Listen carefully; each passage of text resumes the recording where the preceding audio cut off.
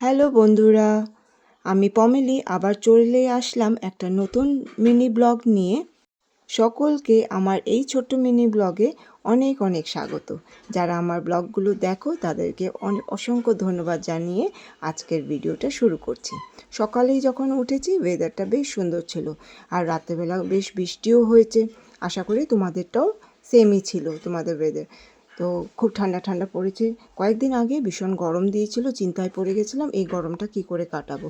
যাই হোক, আবার কিছুদিন একটু রেহাই আছে, আবার কয়েকদিন শীত উপভোগ করতে পারছি। ভালো লাগছে বেশ ওয়েদারটা। সকালে উঠে পড়লাম, উঠেই নিত্যনন্দের কাজে ব্যস্ত হয়ে পড়লাম।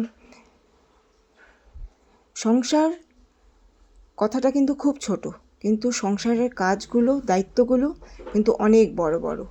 সেই সংসারে থাকতে গেলে মন খারাপ ভালো সব কিছু নিয়েই কিন্তু সংসার করে যেতে হয়।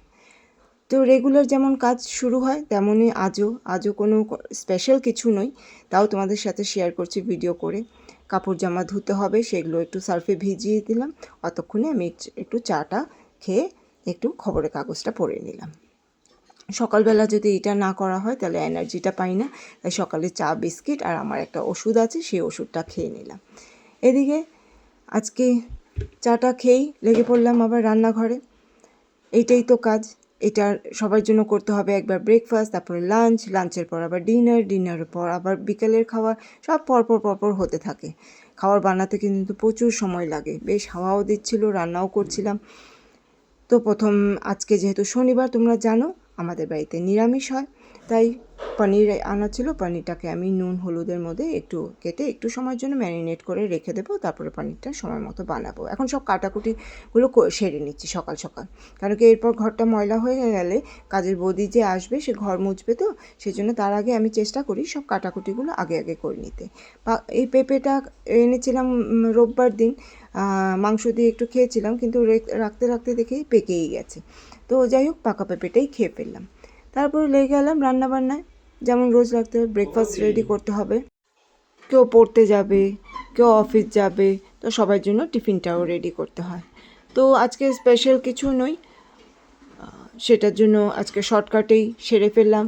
একটু দই ছিল, একটু মুসলি, কর্নফ্লেক্স, ওটস নিয়ে কলা তার মধ্যে কুচিয়ে দিলাম, ব্যাস এই দিয়ে সবাই কিন্তু আমরা বেশ হেলদি একটা ব্রেকফাস্ট সেরে নিলাম।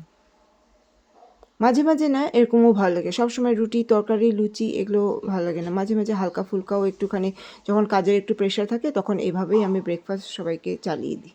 তো সবাই বেশ ভালোও খায়, এবং সপ্তাহে একদিন যদি হয় কিছু খারাপ হয় না। দেখো বাড়িতে একটু কনস্ট্রাকশন চলছে বলে আমার ব্যস্ততা একটু বেশি। তো বাড়ির রঙটা একদিকে আমি অলিভ কালার করিয়েছি, একদিকে ইয়েলো কালার করেছি। তোমরা আমাকে কমেন্টস করে জানিও কিন্তু কালারটা কি ভালো লাগছে, মানে এই রুমটার জন্য সুটেবল। কেন কি তোমরা দেখেছো কি আমার রুম আছে, দুটো রুম আছে ছোট ছোট, মানে অ্যাটাচ সব, dining kitchen sitting room, bedroom একটা আছে, ওপরে একটা বেডরুম আছে, ঠাকুরঘর কাম বেডরুম আর কি। তো এই ঘরটা প্রয়োজন ছিল, কেন কি ছেলে বড় হচ্ছে, একটা আলাদা করে রুম লাগে, সেই জন্য এই রুমটাকে এক্সটেন্ড করা হয়েছে। সব সময় একবারে তো সব কিছু হয় না, আর একজন ইনকাম করার উপরে আমাদের স্কুল খরচা, বাজার হাট, অসুস্থতা রয়েছে, নানান প্রয়োজনের জিনিস কিনতে হয়। এইসব কিনতে একজনের পক্ষে সম্ভব হয় না। তাই ধীরে ধীরে যা জমাই, ওইভাবে একটু টাকা জমাই, আবার প্রয়োজনীয় জিনিসগুলো পুরো এইভাবে অল্প করে আমার সংসারটাকে গুছিয়ে তুলেছি। যেমন প্রয়োজন তেমনই কেনাকাটা করি। আর ঘর বাড়ালেও কি হবে, ঘর ভরেই যায়। বেশি কেনাকাটা করবো না ভাবে, বেশি ঘর ভরবো না, ফাঁকা একটু রাখবো, কিন্তু না, দেখবে কিনতে ওই ঘরটাও ভরে যাবে। নতুন ওয়ার্ড্রপ দুটো হয়েছে, দুটো ওয়ার্ড্রপও ভরে যাবে। যাই হোক, তোমাদের সাথে কথা বলতে আমার রান্নাবান্নাও হয়ে গেছে। তো সজনা আলু দিয়ে পোস্ত দিয়ে করে ফেলেছি। আমি একটু ঝোল রেখেছি, কেন কি আমার বাড়ির সবাই সকালে একটু ঝোলটা খেতে পছন্দ করে। পনির আলু দিয়ে করেছি, টমেটোর একটা চাটনি করেছি। আজকে যেহেতু নিরামিষ, একটু চাটনি না হলে ভালো লাগে না। এই বলে আমার ভিডিওটা আজকে এখানেই শেষ করছি। আবার কোনো না কোনো নেক্সট নতুন ব্লগ নিয়ে আসবো, আবার তোমাদের সাথে তুলে ধরবো। এখন পর্যন্ত রাখি, সবাই ভালো থেকো, সুস্থ থেকো। যারা এতক্ষণ দেখছো তাদের জন্য অসংখ্য ধন্যবাদ জানাই। নমস্কার।